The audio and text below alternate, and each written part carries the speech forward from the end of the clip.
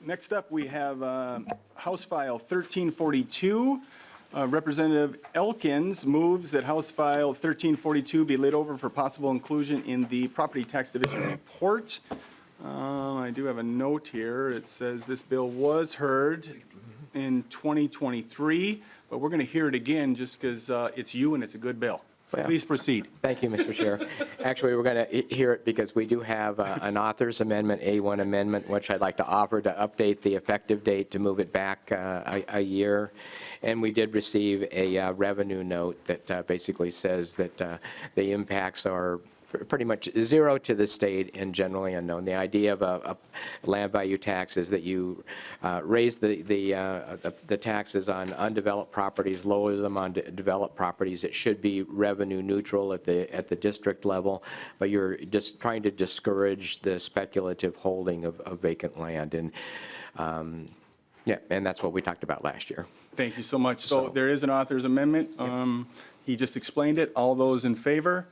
Say aye. Aye. Opposed, motion carried. Okay, I think that's it. Yeah. All right, member discussion. Representative Kwong. Thank you, Mr. Chair.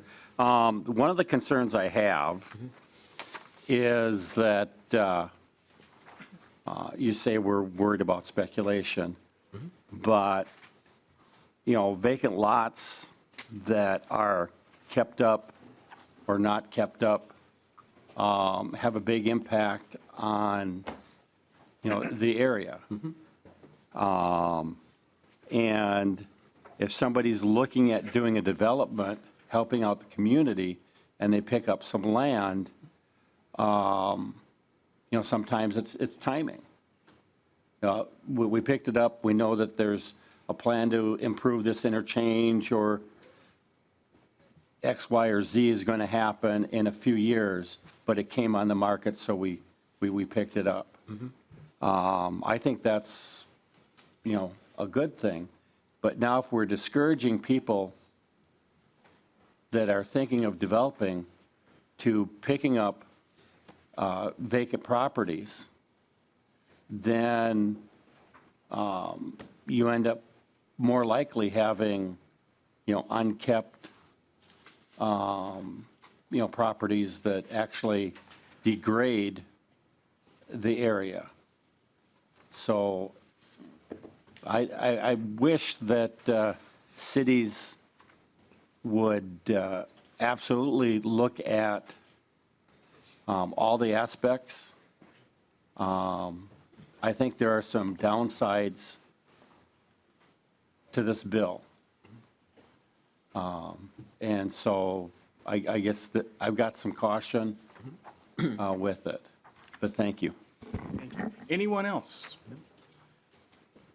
Chair Gomez. Thank you, Mr. Chair, and thank you, Representative Elkins, for bringing this forward. And I definitely hear your concerns, and you know, which is why I'm kind of glad that this is sort of a. It really puts it in the hands of the local government to decide when and how to use this tool, so that, you know, you're not having any unintended consequences in areas where we know that there's sort of like, you know, you're in kind of a holding pattern, and that there will eventually be development in that place. But, you know, this, I just wanted to say, like, you know, you guys all probably know that I represent the district where the Minneapolis Police Department killed George Floyd, and there was a civil unrest afterwards. And, you know, one of the sort of main kind of intersections in my community is Lake Street and Chicago Avenue. And there are, you know, issues, development issues. I mean, there's a lot, it's expensive and complex to build new stuff, right? When things have been burned to the ground, which is what happened there. And so, you know, if you go there, if you go to that particular intersection today, you know, you'll see that there are empty lots. There are two of them, you know, two of the four corners are buildings that burned down. There's also this hotel that is right there in the intersection, which was damaged really heavily during the civil unrest. And, you know, over many, many years since then, over all of the time since then, people have been talking to this property owner, like, hey, we want, we could turn this hotel into housing. The county would buy it. I was trying to broker like a deal with this hotel owner and the county back in 2020 when this all first went down. And he just literally does not want to sell the property because he knows it's right on the Greenway. It's right on a transit. There's a really busy transit stop right there. He knows that if he sits on this property and waits us out, he can jack the price up and make a lot of money. In the meantime, we literally have this giant hotel that, like, drive by it if you're ever in that area. I mean, it looks like it's like bombed out, and there's just nothing happening there. And, it's literally just speculation. And when a community's gone through something like we went through in my neighborhood, like, those things matter. I mean, they matter in terms of, like, in really material ways, I think, because it, like, prevents, things from progressing and moving forward. And it also matters kind of, like, psychologically, and it matters in, like, whether you drive through my neighborhood and you see that good things are happening there or not. And, like, there are wonderful things happening, of course, in our community, because we, have a very resilient community full of people doing awesome things. But it's like, when that isn't reflected in the streetscape, and, I've said this, like, if you have a main street in your town, like, Lake Street is like the main street of the south side of Minneapolis. And in this very important intersection, there's just this, like, bombed out building that is just there so that somebody can make $10 million more than he wants, than he could today. And our city should have a tool to ensure that, like, the public good is provided for in these situations.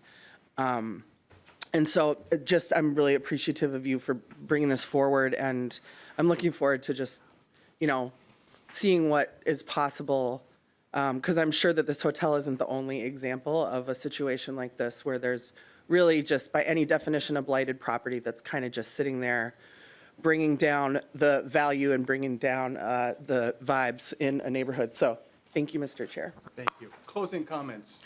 Yeah, thank you, Mr. Chair. Oh, okay, we got a list going on here. All right. Okay. I got Representative Quam, Gomez, Quam, okay. Representative Quam.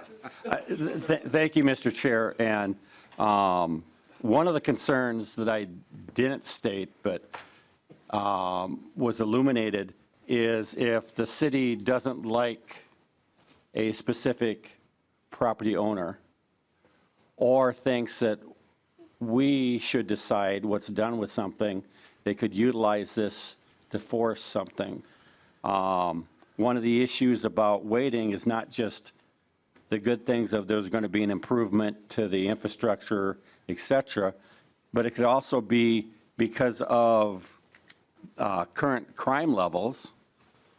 We want to wait for things to settle down and stabilize before we look at doing an investment. It's going to take a while for the police departments to actually hire to the level of where they can respond to normal, regular calls.